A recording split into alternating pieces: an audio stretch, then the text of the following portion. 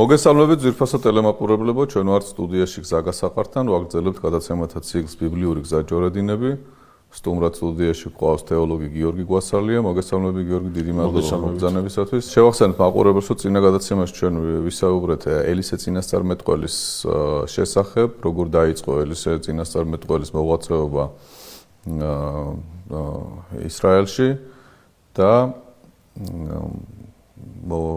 შევეხეთ რამდენიმე თემას, თუმცა ელისე წინასწარმეტყველზე ბევრი რამის თქმა შეიძლება და ჩვენ დღეს გავაგრძელებთ მასზე საუბარს. ჩვენ გავჩერდით იქ, სადაც სამი მეფე მოაბის წინააღმდეგ ლაშქრობას აწყობენ და შეეჩეხნენ გარკვეულ სირთულეებს და გადაწყვიტეს, რომ დაელაპარაკონ ელისე წინასწარმეტყველს. თუმცა სანამ ამ თხრობას გავაგრძელებთ, მინდა ერთი დეტალი განვიხილოთ, რომელიც თითქოს გამოგვჭა ამ ქრონოლოგიაში, მას შემდეგ რაც ელია წინასწარმეტყველი წადამაღლდა, ბიბლია აგრძელებს თხრობას იმის შესახებ, რომ ელისე მოდის, მას მოსდევენ ბავშვები და შეურაცხყოფას აყენებენ, ქაჩალო ეძახიან და ამის შემდეგ ბიბლია გვეუბნება, რომ უკან მოიხედა, დაინახა ისინი და უფლის სახელით შეაჩვენა. გამოვიდა ტყიდან 2 დათვი, დაგლიჯეს მათგან 50 ბავშვი. ძველ აღთქმაში ბევრია ესეთი ადგილები, სადაც ღმერთის სახელით ხდება რაღაცა გარკვეული ესეთი ტრაგიკული ამბები და ძალიან ხშირად კითხვებს და მსმენელს აქვს შეკითხვები ამასთან დაკავშირებით. ეს ადგილი რო ავხსნათ და მე გავაგრძელოთ, რატომ მოითხოვა ქნარი, როდესაც სამი მეფე მივიდა ელისესთან ჭკუის საკითხავად. კი, მამანდრია, თქვენ კარგად დაუკავშირეთ ეს ორი მოვლენა ერთმანეთს, ვინაიდან ორივე შემთხვევაში ელისე წარმოდგენილია როგორც ღვთისკაცი. ბიბლიაში ეს ტერმინი მასალ მიმართებაში პირდაპირ გამოიყენება. ღვთისკაცია. ღვთისკაცი არას ნიშნავს? ნიშნავს, რომ აკეთებს ღვთაებრივს, აკეთებს იმას, რასაც ღმერთი მიუთითებს მას. ანუ მისი პირადი ინიციატივა ბიბლიაში წარმოდგენილი ეს პირადი ინიციატივა. წინაყალია საღვთუნებასთან. მისი ნებით ხორციელდება ეს ყველაფერი. ამიტომაც არის აი მომენტში, როდესაც სამი მეფე წარდგება მის წინაშე ელისე ეტყვის იორამს. ჩემთანაც მოხვედი წადი და შენ წინასწარმეტყველებთან და იმას ზედაც არ შემოხედავდიო. შენ გვერდით რომ იოსაფატი არ იდგეს. ეს არ არის ელისეს პირადი დაპირისპირების გამოვლენა. ბიბლიის ფოსტოს ეს არის ის რა დამოკიდებულებაც ღვთისკაცს აქვს მეფესთან. აი ესეთი დამოკიდებულება ჩნდება იმ ეპიზოდში, მამანდრევინიდან. ახლა ჩვენი ბავშვები რო წერიან, ჩვენ თავის დროზე ვამბობდით, რომ ეს ტერმინოლოგიურად ებრაული მასში და სხვანაირად არის ბავშვი, ხა ჩვენ წარმოგიდგენია პატარა ბავშვი. უფრო ყმაწულზეა საუბარი. უფრო მოზარდზეა საუბარი და რა თქვა პატარა ბავშვზე, რომელმაც შეიძლება გარკვეული სიტყვების მნიშვნელობა არც იცოდეს. ესენი არიან იმ ასაკისა, რომლებიც მშობლების კვალობაზე აღზრდილი ელისეს მიიჩნევენ ქვეყნის დამაქცევარად, ელისეს მიიჩნევენ მასვადასაგდებ ადამიანად და ქაჩალოს, ახლა ქაჩალი რა იყო, ანუ თმა ვისაც არ ქონდა ერთ-ერთი რჯულის მიხედვით, ერთ-ერთი ნიშანი, რითაც მღვდელი ვერ იმსახურებდა საკურთხევლის წინაშე, გარდა იმისა, რომ შეიძლება ცხვრის ჩაჭყრტილი ყოფილიყო და ვერ იმსახურებდა, ყოლმოკვეთილი ყოფილიყო და ფიზიკური ნაკლზე იყო ხაზი გასული, მათ შორის აი თმა გაცვენილიც საც არ ქონდა უფლება ემსახურა. და შესაბამისად ელისე, რომელიც უთმოა და რომელიც ქაჩალია, საუბრობს იმ ღმერთის სახელით, რომელმაც მსგავსი გარეგნული ნიშანი მისი ლიტურგიკული მსახურებისათვის დამაბკოლებლად წარმოადგინა. და ეს ყველაფერი ხა როგორ არის, ეს აი პარალელი რო გავალოთ, რომ ვიღაცა დასცინის სასულიერო პირს რაღაცის გამო, რაღაცი ღვთისმსახურს დასცინის რაღაცის გამო და შესაძლებელია რაღაცა საეკლესიო სამართლთან საეკლესიო იმით ეს აპელირებდეს კიდევაც ამაზე. სიტყვაზე ვთქვათ, რომ შენ აღდელი ხარ, შენ არ შეიძლება აღდელი, შენ როგორი შეიძლება ღვთისმსახური იყო, როდესაც აი აქ მთელი რაღაც დეტალებს ეწინააღმდეგება შენის. მაგრამ მეორე მხრივ ჩვენ არ ვიცით მისი შინაგანი ურთიერთობა ღმერთთან და გარეგნული იმით ვერ განსაზღვრავთ, ხო?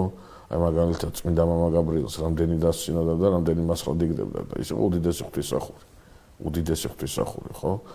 და შესაბამისად ჩვენ არ ვიცით ადამიანის შინაგანი ურთიერთობა ღმერთთან როგორია თუ ის მართლა არ გამოხატავს იმას იმდენად სწრაფად რომელიც უკვე მოითხოვს პასუხისგებას და ნაცვალკებას.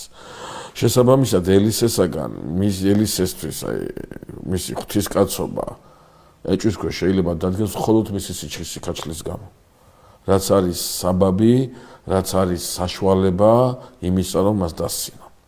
ხო? ანუ ეს მოზარდები იმასაკის არიან, რომ ამაში ერკვევიან. ამაში ერკვევიან და ყოველ შემთხვევაში მშობლისაგან აქვს გაგებული ეს დამოკიდებულება ასეთია, რომ ელია ეს წინასწარმეტყველთა სკოლა, რაღაც ჩამორჩენილები, რეტროგრადები, რომელიც ქვეყნის აღშენებლობას ეწინააღმდეგებიან და ასე დაცინიან და ასე დღეში იყო თქვა სასულიერო და ასე კომუნისტური მმართველობის დროს. თუმცა ყველა გამლერს არ გამოეკიდებოდნენ, ანუ იციან ელისე ვინ არის, იციან თავისთავად შესახებ, თავისთავად და უბრალოდ აქ ყურადღებას მინდა წერილი გვამახვილებინებს იმაზე, რომ ელისე თავისი მსახურების დასაწყისშივე ხვდება იმ დამოკიდებულებას და დამოკიდებულებაშიც მას მოუწევს მთელი ცხოვრება, მოღვაწეობა ისრაელის სივრცეში. ეს სახელმწიფო დამოკიდებულება, ეს საზოგადო მენტალიტეტი, ასე ფიქრობენ, ასე უყურებენ უფლის წინასწარმეტყველებს, ხო? აი მე გითხარით კიდევაც მაგალითად აი სასულიერო პირი კომუნისტების დასაცინი იყო. ხო, დასაცინი იყო, მასხადასაგდები იყო, რაც უფრო მეტად მასხა დაიგდებდი, მით უფრო კარგი მოქალაქე იყავი, ხო? და გარკვეულწილად ახლა ეს ათეიზმის პერიოდში ხდებოდა ჩვენ ეს აღვა გადატანილი, თორე დღესაც მსგავს რაღაცას ავლენენ, ხო? ვინც ეკლესიას უპირისპირდება, ერთ-ერთი დამოკიდებულება მისი არის მასხა დაგდება, დაცინვა, აბუჩათაგდება, შეურაცხყოფა ღვთისმსახურებისა, ხო? და საამისოდ ისინი მთელ რიგ ასე ვთქვათ მასალებს იმარჯვებენ. ელისე, როდესაც აი ამ ყმეს აი ეს როგორი ტერმინია მამანდრი, ეცით აი 51 წლის რობოამს, სოლომონის ძეს ამ ტერმინით მიმართავს წმინდა წერილი, რომელიც კონსულტაციას მართავს არა სოლომონის უხუცესებთან, არამედ თავის თანამოყმეებთან, თანაშეზრდილებთან. და ეს 51 წელსგაცია უკვე. ანუ აქ აუცილებელი არა ვიგულისხმოთ, რომ ესენი არიან უმეცარი ბავშვები, რაღაცა უდანაშაულო უმეცარი ბავშვები, რომელსაც ელისე გაუბრაზდა თავისი ღმერთის სახელით. სრულიად შეგნებული მოქმედება, რომელიც გამოსახავს ისრაელის დამოკიდებულებას წინასწარმეტყველთა დასისხად, ღვთის მსახურთათვის. შესაბამისად, ელისეს რეაქცია, მისი განშეჩვენება და მომენტალურად მისი სიტყვის აღსრულება, ეს უნდა ყოფილიყო ერთგვარი გაკვეთილი, აი ჩვენ ასეთ მაგალითებს ხედავთ, აი ჩვენ დღეს შევეხებით, ან ერთ-ერთ შეხვედრაზე შევეხებით ამ იმას, რომ ალეგორიულად, სიმბოლურად მამები ასეთ ეპიზოდებს, როდესაც ეხებიან, მშობლებს მოუწოდებენ, რომ იზრუნონ შვილების გულქვაობის გასაქარვებლად. ვინაიდან გულქვაობა, თუ მშობელმა შვილის გულქვაობა არ განაქარვა, მაშინ მას ძალიან მძიმე ხვედრი ელოდება და მშობლის ერთ-ერთი ვალია შვილის გულზე იზრუნოს. და ეს ბავშვები, უბრალოდ ეს ყმები, ეს მოზარდები არიან სწორედ მსხვერპლი იმ პედაგოგიკისა, იმ აღზრდისა, რომელსაც კებთაყვანისმცემლობისაკენ მიდრეკილი ხელისუფლება და ქვეყანა მიექანება მათ. ეს არის განაჩენი არა მხოლოდ იმ ბავშვები, იმ ყმებისადმი, იმ ახალგაზრდებისადმი, ყმაწვილებისადმი, არამედ ეს არის განაჩენი ისრაელის მომავლისადმი. ასე დათვივით შემოვარდება მტერი ისრაელში და ასე არ დატოვებს ყვალზე არ დატოვებს ცოცხალს და ეს ხვედრი ელოდება ისრაელს თუ აი ეს ასეთი თაობის აღზრდა გააგრძელა მან. ასე უნდა შეხედოს და არა სიტყვაზე თქვათ ელისეს რაღაცა გაბრაზებული ელისეს მრისხანება, რომელმაც რაღაცა თქვა და ღმერთმა კაიხლა რადგან ელისემ თქვა დათოს დავაგლიჯინებ ახლა. არა, ეს ღმერთის ისა საფრთხო დამოკიდებულება, რომელიც ელისეს აი ამ შეჩვენებით იმას ახლა რა ქვია, რეალიზებული იქნა. რატომ ამბობ თქვენ, რატო გითხარით მამანდრია, რომ ძალიან ისე ორგანულად დააკავშირეთ ეს ორი რამე ერთმანეთთან, რომ ეს ზუსტად ის ელისია, რომელიც ახლა აი ამ სამეფოს მეფეს მიმართავს, ზედაც არ შემოხედავდიო. დიახ. ამით ის ხელისუფლებას კი არ უპირისპირდება, არავითარ შემთხვევაში. ისო ხელისუფლებას უპირისპირდებოდეს, მაშინ ის იმ ტრადიციიდან უნდა გადიოდეს, რომელი ტრადიციის მემკვიდრეობაც მან მიიღო ელია წინასწარმეტყველისაგან. და ჩვენ ვერსად და არსად არ ხედავთ წმინდა წერილში, რომ წინასწარმეტყველთა სკოლა ინსტიტუციას უპირისპირდებოდეს და რევოლუციისკენ არ მოუწოდა. ეს აბსოლუტურად გამორიცხული. აბსოლუტურად გამორიცხული. და სამოქალაქო დაპირისპირება. აუცილებლად, აბსოლუტურად გამორიცხული. აქ არის საუბარი ერთადერთ რამეზე. საუბარია ღირებულებათა სისტემის აღდგენაზე იმ ღირებულება და სისტემის კვლავდაბრუნებაზე, სადაც ისრაელმა თავის იდენტობა უნდა შეინარჩუნოს. აი გავიხსენოთ ჩვენ ელია წინასწარმეტყველი ქარმელის თასზე, რომელმაც ბაალის 850 ბაალის და აშტარტას 850 ხევში ჩახოცა. რა ქონდა ელიას ძალიან მარტივად შეეძლო დაეწყო ხელისუფლების საწინააღმდეგო მოძრაობა. არა ეუბნება აქავს, წადიო წვიმის ხმაური ისმისო უკვე. ეს ეუბნება სწორედ რომ წყალობა მოდის ღვთისა, როდესაც შენი ხელისუფლების დროს სწორედ. მე ხელისუფლებას არ უპირისპირდები, მე ვამბობ რომ ეს ხელისუფლება არავითარ შემთხვევაში არ უნდა ანგრევდეს ღვთის ტაძრებს, უბრალოდ საკურთხევლებს ამ შემთხვევაში, სწორი ეს არის და არ უნდა დევნიდეს მის მსახურებს. ზუსტად იქივე აქაც. ელის ეს ამ ტრადიციის გამოგზელებელია. იოსაფატს იმიტომ კი არ შეხედავს რომ ის ისრაელის მეფეა. იქ წინ და წინ ეუბნება ჩვენ წინა შეხვედრაზე თქვი და ახლაც გავიმეორეთ. ჩემთან რას მოდიხარო, წადიო დედაშენის წინასწარმეტყველებთან. დიახ. ანუ მეფის პრობლემა კი არაა, მეფე გვერდში ვის იყენებს იმის პრობლემაა. რა ზნეობრივ და რა ღირებულებით პოლიტიკას აწარმოებს ამის პრობლემაა. ჩვენ არაერთხელ გვითქვამს ეს წინა გადაცემებშიც, რომ აი ეს არჩევანი ხელისუფლებისა წმინდა ადამიანებს აცხოვრებს თავის ქალაქში, თავის ქვეყანაში, თუ დევნის მათ და კერპებს შექმნის საბოლოო ჯამში ქვეყნის კეთილდღეობაზე ზოგადად აისახება. დიდძეც, პატარაზეც და მთელ მოსახლეობას. ეს ქვეყნის იმაზე მამანდრია გეთანხმებით, მაგრამ ისახება, მოდი ამის ანატომიასაც შევხედოთ. ისახება, იმიტომ რომ უწინარესყოლისა ეს ისახება ამ ქვეყნის საზოგადოებას. ასე იწყებს ის, ანუ ეს იმას ეკონომიურ მაჩვენებელზე კი არ ისახება და სიტყვაზე ვთქვათ კანონის საახსრუებლო ორგანო, არა, ისახება ადამიანებზე, საზოგადოებაზე, ვინც წარმოადგენს სულს და შემადგენელს ამ ქვეყნისას. ის ხდება გადაგვარების გზაზე და უკვე როდესაც სული გადაგვარდება, ხო, მას მიყვება თავისი სხეულიც, ხო?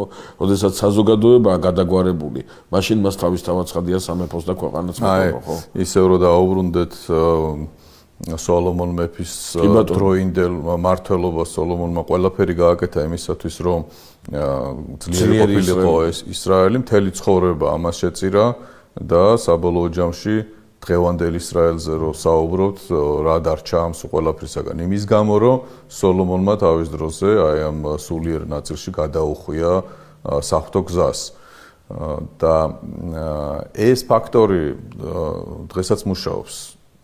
რომ მხოლოდ ხილულ კეთილდღეობაზე ზრუნვა იმის გარეშე რომ მან სულიერი მხარე არ იქნება გათვალისწინებული, ძალიან სავალალო შედეგამდე მიყავს საბოლოო ჯამში ერი. ხო, აი თქვენ ბრძანეთ დღევანდელი ისრაელი, ანუ ის ისრაელი, რომელსაც დღეს განვიხილავთ. რომელსაც დღეს ეხლა რომ განვიხილავთ, ელისე წინასწარმეტყველს. კი, ეს ეპოქა იგულისხმობს, მომდენ ნახეთ, თქვენ ზუსტად ის მინდა გამოყვეთ და ის მინდა გითხრათ, რომ ამ შემთხვევაში ჩვენ სოლომონთან თავის დროზე რაც აღვნიშნეთ, ხო? სოლომონის პრობლემა არის არა ის, რომ ქვეყნისათვის კარგს აკეთებს და ქვეყანას აძლიერებს, არა ის, რომ ქვეყანას უღმერთოდ აძლიერებს. კომპრომისებზე მიდის ამის სასარგებლოდ, ხო, ეკონომიკური წინსვლის სასარგებლოდ კომპრომისებზე მიდის სულიერ ნაწილში. ხო, ანუ სოლომონი ხდება ისრაელის მსახური და არა ღვთისმსახური. იმდენს, როდესაც დავითი ღვთისმსახურია. და დავითის ღვთისმსახურებას მოაქვს ის ისრაელი, რაც სოლომონს შეხვდა. და სოლომონის ისრაელის მსახურებას მოაქვს ის ისრაელი, რაც იერობოამსა და რობოამს შეხვდა. დიახ. ეს ძალიან მნიშვნელოვანი რამე. ჩვენ ისტორიაში ასე ფიქსირდება. ჩვენს, როდესაც ჩვენი უდიდესი მეფის, უდიდესი წმინდანის თამარის ეპოქას ვასრულებთ, უკვე მომენტალურად ხედავთ რა შეცდომები ყოფილა უკვე თამარის დროს. რომ ეს არის საზოგადოება, განლაღება, ჰედონიზმისკენ გადახრა, ლაშა გიორგის, რომელსაც პოლიტიკური პარამეტრებით ზომავს ღირებულებით სივრცეს. იმდენს, როდესაც ღირებულებითი პარამეტრებით უნდა ზომავდეს პოლიტიკურ სივრცეს.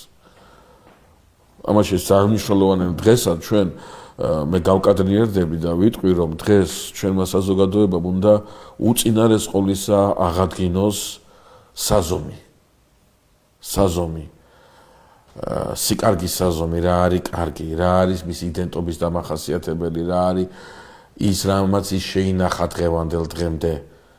აი ამის წინაპლანზე ეს თავისთავად ცხადია, არავითარ შემთხვევაში ხელს არ უშლის, არ ეწინააღმდეგება არავითარ სამოქალაქო, პოლიტიკურ, სოციალურ მიზნებს, რომელიც სახელმწიფოს ავტომატურად უნდა გააჩნდეს და ხელისუფალი ვალდებულია ამ იმას, აქვია ამ პრობლემებს აგვარებდეს და ამ ინსტიტუციებს აძლიერებდეს. მაგრამ არა ამის ხარჯზე. არა იმ ღირებულებების ხარჯზე, რომელიც ერის იდენტობის საზღვარია საუკუნეების განმავლობაში. ზუსტად ამას ეუბნება ელისი. როდესაც ელისი ეუბნება წადი და შენ წინასწარმეტყველებთანო, ამით ეუბნება, რომ ჩემთვის არის ორი ისრაელი, ერთი რომელსაც წარმოადგენს იოსაფატი და მეორეს რომელსაც წარმოადგენს შენ.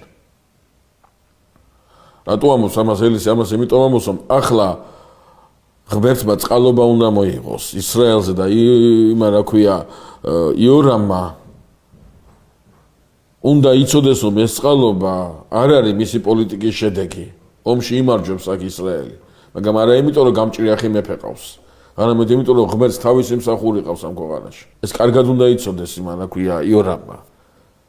ზუსტად იგივე დაანახა ღმერთმა მამამის. ზუსტად იგივე დაანახა ღმერთმა მის ძმას, რომელიც აქაბის მერე გამეფდა.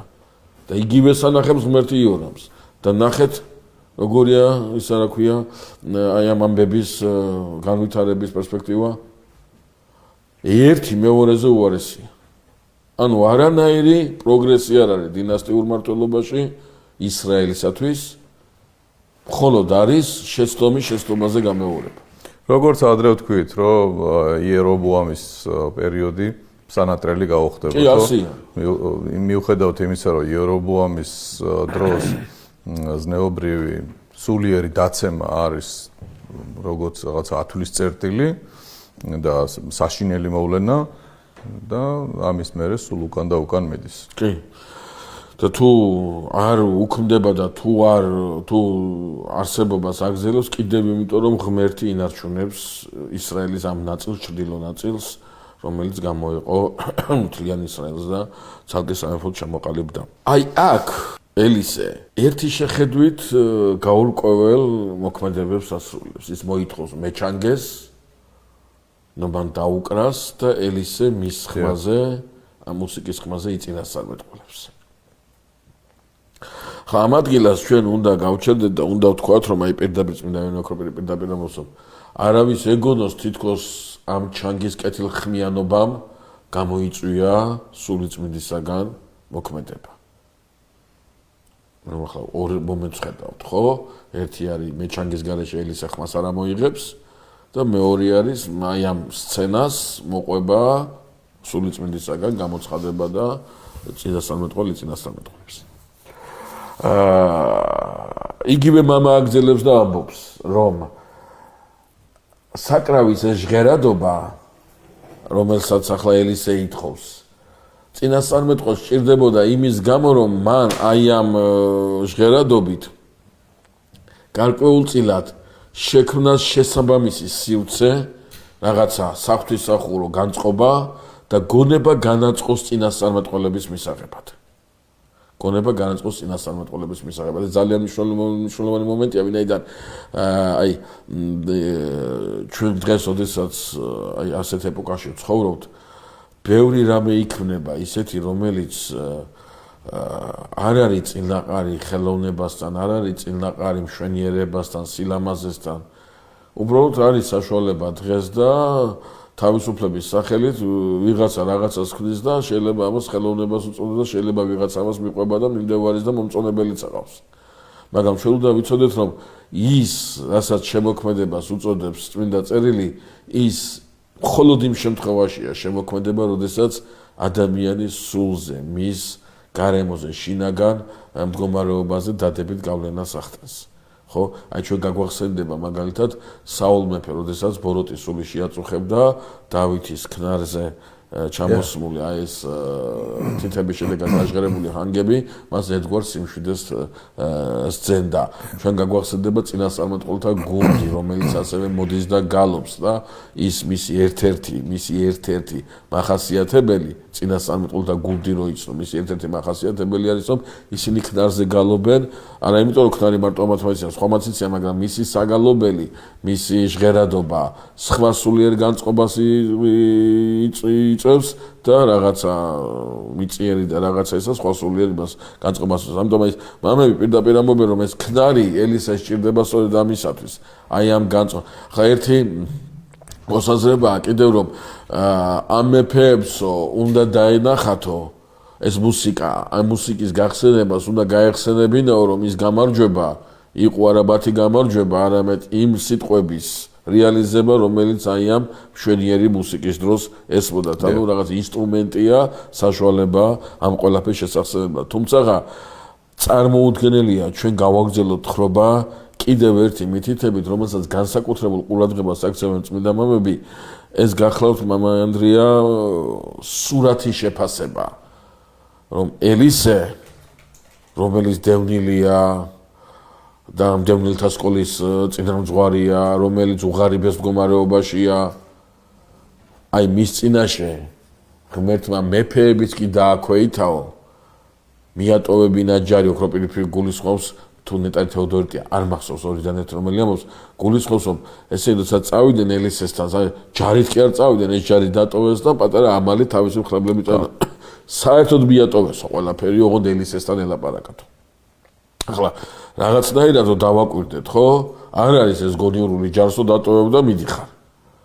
კი შენთვის სანდო ადამიანებს ტოვებ და ამით უწესრიგობას კი არ უტოვებ ჯარს, მაგრამ რაღაცნაირად შენთვის ჯარი, როდესაც მოდის ეს ჯარი და ამ ჯარის ძლიერება არის შენი იმედი, შენი ამ ჯარის ძლიერებაზე დგახარ შენ.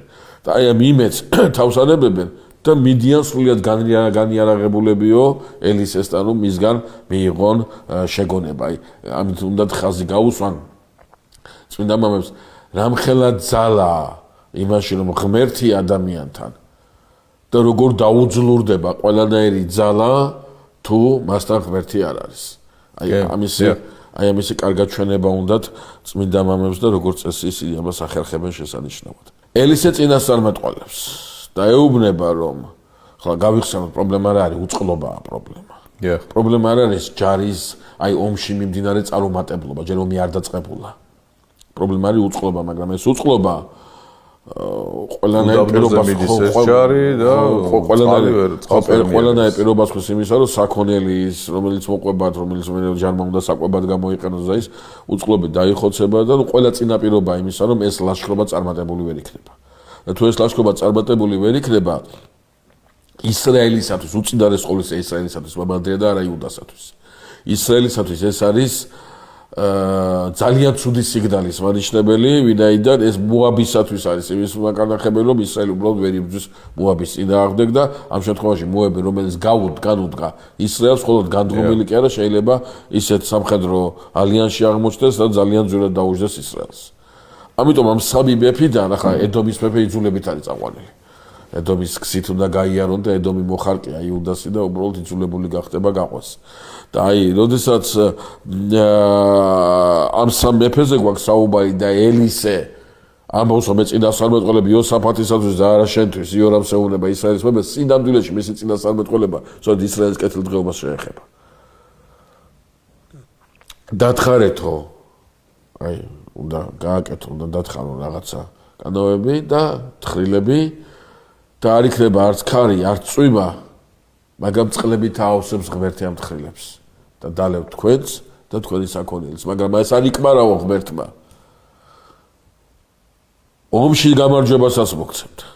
სადაც მიდიხართ იმ გზაზე, ყველა ძლიერ ქალაქს დააგრევთ, ყველა ხემხვიანს ამოავსებთ, აჩეხავთ, ყველა წყაროს თავს ამოავსებთ ქვებით და ძლევას მოგცემთო ღმერთი.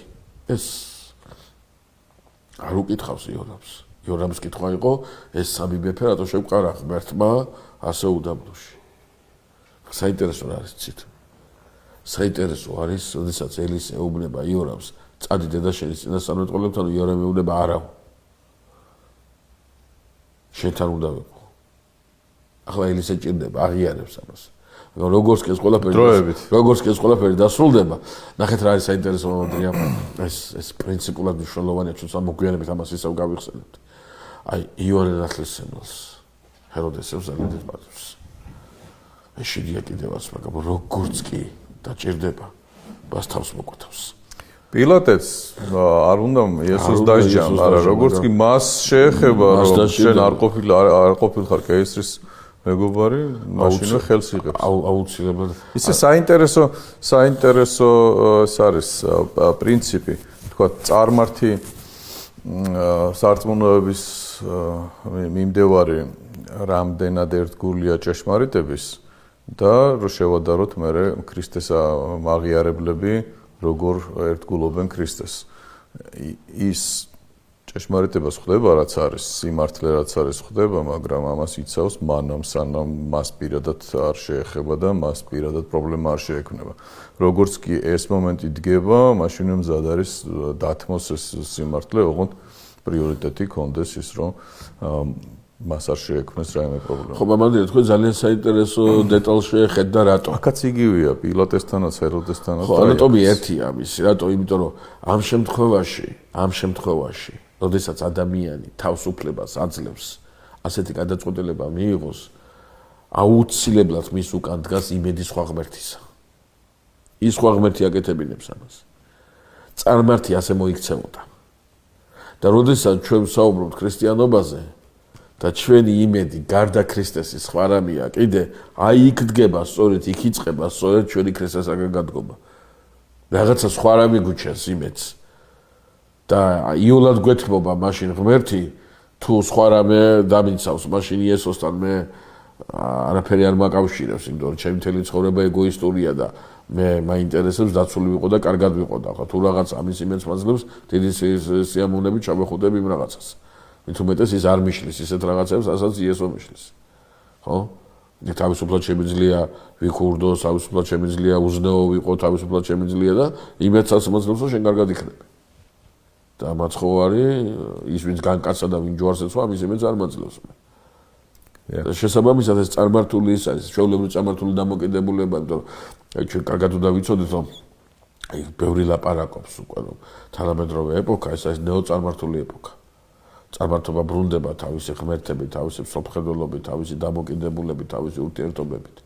და ეს ისახება სწორედ აი ამ პოსტმოდერნულ სივრცეში, აი ამ აქვია ამ ეპოქაში. ეპოქაში ისახება და ეს ღმერთები თავიანთი აზროვნებით ბრუნდებიან ძალიან შენიღბული და ძალიან ოსტატულად, საკმაოდ კარგად მოხერხებულად.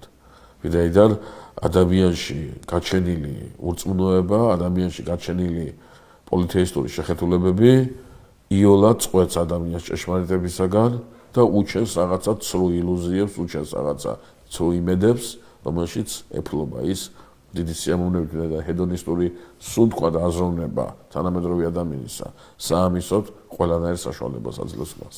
აქ თუ ძალიან არ გაგვიგრძელებს ეს თემას ორი სიტყვით ვიტყოდით, რომ პირველი მესამე საუკუნეების ერესების განხილვისას ძალიან მკაფიოდ ჩანს სინკრეტიზმი, სინკრეტიზმის მცდელობა, ნებისმიერი თეოლოგია იმდროინდელი ცდილობს, რომ ქრისტიანული ფასეულობები თავის წიაღში მოაქციოს, ქრისტე მიიტაცოს, შეცვალოს ის და მოარგოს თავის შეხედულებებს. რატო? იმიტომ რომ აღმოაჩინეს, რომ ქრისტიანობა ძალიან სიცოცხლისუნარიანი ახალი რამ მოაქვს, ისეთი რამ, რომელიც მათ ვერ ამოხსნეს, ვერ მიუტანეს ადამიანებს ნუგეშად და აქ თავის წიაღში ქრისტეს შემოყვანით არც თავის დოქტრინას ცვლიან თითქოს და თანამედროვეულად სიცოცხლის იხანგრძლივებენ. და როგორც მამები ამბობენ, წარმართობა ეს არ არის ისტორიული მოვლენა მხოლოდ, არამედ ეს არის აზროვნების ფორმა, რომელიც რადიკალიზაციის შემთხვევაშიც, პოლარიზაციის შემთხვევაშიც ჩვენ ნებისმიერი ატრიბუტიკით შეიძლება მივიღოთ იგივე აზროვნება, მათ შორის ესო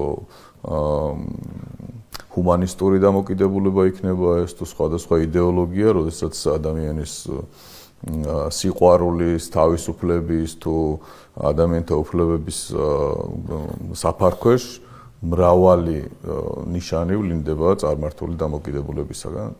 კი, ასე ნამდვილად ვინაიდან ბუნება წარმართობის და წარმართული დამოკიდებულების ბუნება ასეთი და შესაბამისად იძლევა იმ ნაყოფებს, რომელსაც თქვენ შესანიშნავად გაუსვით ხაზი.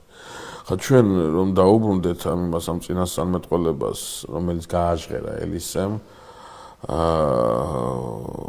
ეს წინასწარმეტყველება ახდება, მაგრამ წმინდა წერილში ერთი ფრაზაა, რომელსაც განსაკუთრებით ყურადღებას აქცევს ერთ-ერთი წმინდა მამა და ეს ფრაზა არის, რომ დილის მსხვერპლის შეწირვაზეო დილის მსხვერპლის დროს ხევები ამოივსო წყლით და დაიწყო მზემამოსვლა. ანუ აქ ფიქრობენ რომ იოსაფატმა ღვთისმსახურება აღასრულა. იოსაფატ წამოყვანილი ყავს სამღვდელოება, რომელიც იოსაფატი არის საოცარი მეფე. აი ღვთისმსახურება, მთელი მისი მსახურება, აი დავითივით არის, ხა სულთან დავითის საფეხურთან ვერ მივიყვანთ მას, მაგრამ სულ ღვთისმსახურებაში, ანუ საოცარი მეფეა იუდას სამეფოს ისტორიაში. და აი ამ დროს, როდესაც ღვთისმსახურებას აღავლენ და დაინახეს, რომ აი ხევები ივსება წყლით და დაეწაფა მთელი ეს ჯარი.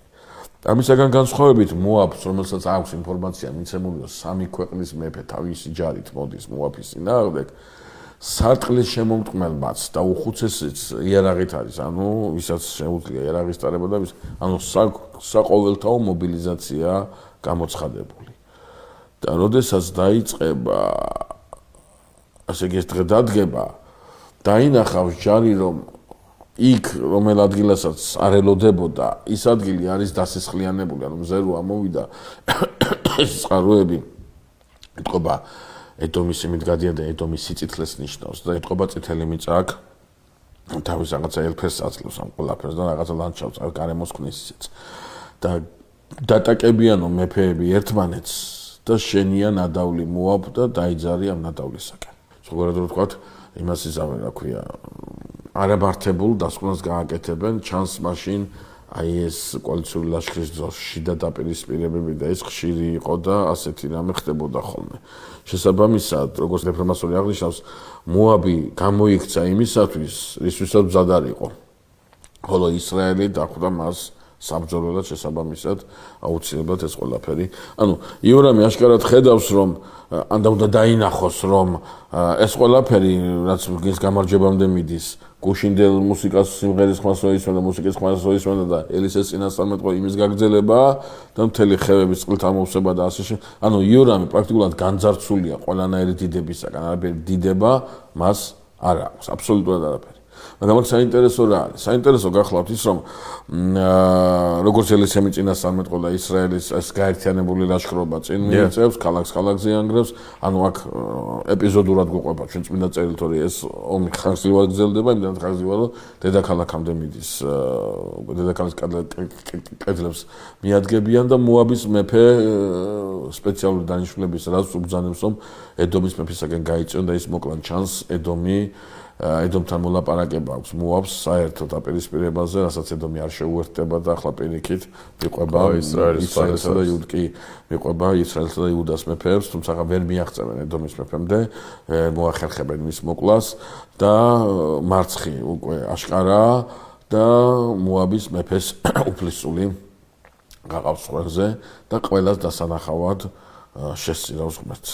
ყველას დასანახავად დაუკლავს ღვთაებას და ამის დამნახავი მეფეები შეძრწუნდნენ და დაასრულებენ. საბულოდ მიატოვეს. ხო, წამოვლენ უკან. ახლა ეს იმდენად პარადოქსული მოვლენა წმინდა წერილს ფურცლებზე, არა ის, რომ მეფემ დაკლა თავისი უფლისწული. ჩვენ გვახსოვს იეფთა ეგალადელმა შესწირა თავისი. არა, ის რომ ამათმა გამარჯვება არ მიიყვანეს ბოლომდე და წამოვიდნენ. აი ამას ძალიან დიდ ყურადღებას აქცევს წმინდა მაქსიმე აღსარებელი. და განსაკუთრებულ სიტყვას ამბობს ამაზე. წმინდა მაქსიმე აღსარებელი ყურადღებას აქცევს სწორედ აი ამ დეტალს, რომ მეფეები არ მიდიან და გამარჯვებას არ ასრულებენ. ხსნიან ამ ყველაფერს და შეძრწუნებულები ბრუნდებიან უკან. ახლა სადამ წმინდა მაქსიმე აღსარებელს მივაქცევთ ყურადღებას, პირადად ჩემთვის გამოუგნებელი რაც იყო და პირადად ჩემთვის აი რაღაც აღმოჩენასავით რაც იყო მამა ანდრია გახლავთ ის, რომ ისეთი საოცარი მამა, ისეთი საოცარი ასკეტი, ისეთი საოცარი ეგზეგეტი, როგორც გახლავთ წმინდა ეფრემასური, ამბობს, რომ მოაბის მეფემ თავისი უფლისწული შესწირა არც მეტი და არც ნაკლები ისრაელის ღმერთს. შესწირა იაჰვეს. ბრძენება უჩიეს, როგორი ისტორია აქვს, როგორ მოხდა იქ აბრაამი როგორ წირავდა, ანუ ეს ყველაფერი ეს ინფორმაცია გროვდება და ამას იმას ბიბლიოთეკებში ინახება, ყველა მიცის ეს ინფორმაცია მაშინ, ხო? და აი ეს უთხრეს და უთხრეს, რომ ის ღმერთი, ვისი სახელითაც ისრაელი მოდის, იმდენად გვერდით უდგას სულ თავის სამეფოს, რომ ამ დროს ხსნას არასდროს არ უწყვეტს თავის ხალხს. და ეს იქნება, რაც ხსნას მოუტან შენ ხალხს. და ეფრემასური ამბობს, რომ ისრაელის სამარცხვინოდ მოაბელთა მეფემ შვილი შესწირა, სწორედ იმ ღმერთს, რომელიც იერუსალიმში იოსაფატის მეფობისას ედიდება. ეს მამა ახერხებს ამის თქმას. ახლა აი ეს რომ გავაგრძელოთ, წმინდა მაქსიმე აღსარებლამდე რომ მივიდეთ, ხო? წმინდა მაქსიმე აღსარებელი გვეუბნება საოცარ რამეს. ეს იყო ბრმა და ყოვლად საძაგელი ანარეკლი იმ მსხვერპლისა, რომელიც მსხვერპლის გოლგოთაზე იქნა შეწირული. წმინდა მაქსიმე აღსარებელს რა აქვს ამოსავალი, რაც აკეთებს აქცენტს, რომ ღმერთი ერთნაირად მოუწოდებდა, ერთნაირად გამოიხსნის წარმართასაც და იუდეველსაც. რადგან იუდეველს ჯული მისცა, წარმართებში დატოვა მათ მსახურებაშივე რაღაც წინა სახეები. და ეს ერთი წინა სახეობა უნდა ყოფილიყო, რომელსაც თავისი ტონით ეფრემასურიც იმაშება, რა ქვია, გულისხმობს, ის რომ სიყვარული რაც უფრო დიდია, მსხვერპლი უფრო დიდი უნდა იყოს. მსხვერპლი უფრო დიდი უნდა იყოს. და წმინდა მაქსიმე ახლა აი აქ ამადგილას აგრძელებს საუბარს იმასთან დაკავშირებით, რომ ამ ნიშნით ღმერთს სამი მოქმედება აქვს ისტორიაში. ეს არის მისი ნება, ეს არის მისი განგება და ეს არის მისი დაშვება. მისი ნება ყოველგვარი სიკეთე, მისი ნება მხოლოდ კეთილი შეიძლება იყოს. მისი განგება, ვთქვათ, რაც მოხდა, ვთქვათ, დავალტანჯულიობის შემთხვევაში, ხო, რაც მოხდა, ვთქვათ, დაუშვა საერთო განგებულებით, განკაცდება თვითონ, ჯვარს ეცმება და ასე შემდეგ. და აი დაშვება სწორედ ეს. აი ეს დეტალი არის დაშვება, როდესაც ღმერთმა დაუშვა მსგავსი რამ, რომ წარმართებს ქონოდათ თავიანთ წარმართულ მსახურებაში აზრი იმის შესახებ, რაც უფრო ძვირფას სირავ. ის უფრო დიდი სიყვარულის მაჩვენებელია, რადგან როცა იხელავდნენ, რომ მამამ ძე გაიმეტა ჯვარზე, ამაზე დიდი სიყვარული რო არ არსებობს და აი ამით მოეზიდა და აი ამ წინა სახეების, ასე ვთქვათ, რეალიზება ეხილათ აი ამ იმაში. აი მორის თქმას, ამის ხედვას ჭვრეტას ახერხებს ეს ორი დიდი ბუმბელას, ეს ორი საოცრება, წმინდა ეფრემასური და წმინდა მაქსიმე აღსარებელი. აი რამდენად ღრმა არის მათი ხედვა წმინდა წერილისა, ხო? რამდენად თავისუფალნი არიან ისინი შემოქმედებაში და რამდენად გაურბიან ყოველგვარ ძალდატანებას და ყოველგვარ მოძალადეობას წმინდა წერილის გააზრებაზე, რამდენად ღვთივსულიერია მათი ხედვა. ურთულესი გასააზრებელია. ხო, ურთულესი გასააზრებელია. აი ამის თქმა უნდა გაბედობა მანდრია, ხო? ეს უნდა თქვა. მაგრამ აი ნახეთ ახლა ცალკე ეფრემასური რო ავიღოთ და ცალკე მაქსიმე აღსარებელი ვიყოთ, ჩვენ სურათს ვერ ვხედავთ ბოლომდე, მაგრამ როდესაც ორივეს ერთად ვიღებთ, ჩვენ საოცარ სურათს ვხედავთ. საოცარ განგებულებას ვხედავთ და ვხვდებით, რატომ მიატოვა იმ მეფეება ამ დროს დაცემული ძალას თავი აღარ აქვს უკვე ის ბრძოლას თავს ანებებს, რადგან იქ სიყვარულს გამარჯვებული აქვს. დაიკლა უკვე ყველაზე საყვარელი. მაინც ძალიან რთული ადგილი. ურთულესი ადგილია, ნუ ხო გეუბნებით ახლა თავის დროზე, როდესაც მე ამ ადგილს შევეხე და როდესაც მე აი ეს წმინდა მამათ აი ეს შეხედულება რამდენჯერმე გადავიკითხე. ხო არ მეშლება. ხო, არ ასე უყურებენ. აი, როდესაც ეფრემასური ამბობს, რომ ეს სულ მეგონა მე, რომ ეს თავის ღვთაება შესწირა და ბევრი თანამედროვე ეგზეგეტი ფიქრობს, რომ ეს არის მაქსიმეც ამას უსვამს ხალხს, ეს წარმართული ბრმა და ყოვლად უსახური ანარეკლი იყო გოლგოთის ხორბლის. მაგრამ ეფრემასური პირდაპირ ამბობს, არა, ეს შეწირა სწორედ იმას, ვისაც აბრაამი წერდა ისააკს. საოცარია. ჩვენი გადაცემა დასასრულს მიუახლოვდა.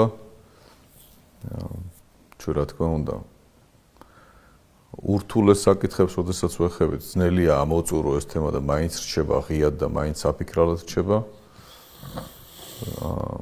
ეს საკითხავე მაყურებელს შეუძლია წაიკითხოს მეოთხე მეფეთა მესამე თავში. ჩვენ ამით გემშვიდობებით დღეს მომავალ შეხვედრამდე კარგად ბრძანდებოდეთ.